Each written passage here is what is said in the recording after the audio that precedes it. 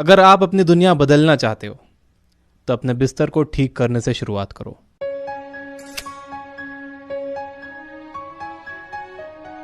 अगर आप रोज सुबह उठकर सबसे पहले अपना बिस्तर ठीक करोगे तो आप अपने दिन का पहला टास्क पूरा कर लोगे।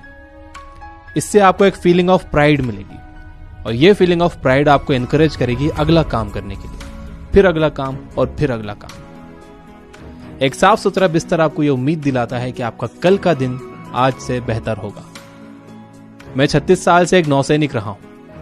रोज सुबह मेरे इंस्ट्रक्टर्स, जो कि वियतनाम वॉर के सिपाही रह चुके थे, मेरे रूम में आते और सबसे पहले मेरा बेड इंस्पेक्ट करते थे। बेडशीट सलीके से बिछी हुई होनी चाहिए थी, पिलोज हेडरेस्ट के बिल्कुल बीच में रखे हुए होने चाहिए और एक्स्ट्रा ब्लैंकेट सफाई से मोड़कर रैक में रखा हुआ होना चाहिए था। यह बहुत आसान काम था, लेकिन यह हमें रोज सुबह उठते ही करना होता था। कई बार यह बेतुका लगता था, बिना मतलब का लगता था, क्योंकि हम वहां एक योद्धा बनने के लिए गए थे, हम वहां एक सिपाही बनने गए थे, हम वहां एक जंग लड़ना सीखने गए थे। लेकिन इस सिंपल से काम के पीछे छिपी हुई बड़ी बातें मेरे सामने कई बार साबित हुई। दिन के आखिर में उस काम की वजह से आपके कई काम पूरे हो चुके होंगे। आप अपना बिस्तर ठीक करोगे तो आपको यह सच्चाई भी रियलाइज होगी कि लाइफ में छोटी छोटी चीजें भी अहमियत रखती हैं।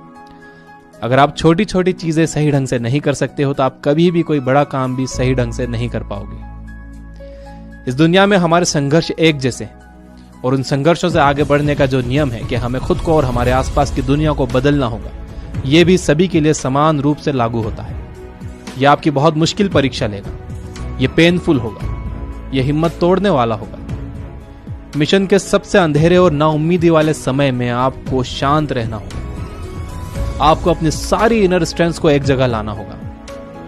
अगर आप दुनिया बदलना चाहते हो तो आपको अपनी जिंदगी के सबसे अंधेरे समय में भी जबरदस्त हिम्मत दिखानी होगी। कोई भी कहीं पर भी दुनिया बदल सकता है। दुनिया घूमते हुए मैंने यह सीखा है कि यह एक उम्मीद की शक्ति, एक इंसान की शक्ति। एक इंसान दुनिया बदल सकता है लोगों को उम्मीद देकर। तो अगर आप दुनिया बदलना चाहते हो तो सुबह के शुरुआत में ही एक काम कंप्लीट कर दो।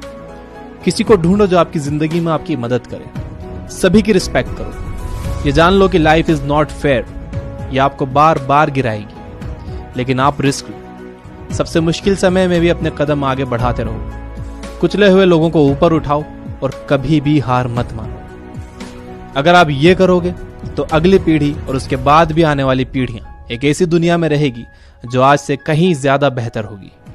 सवाल यह है कि वो बेहतर दुनिया कैसी दिखेगी।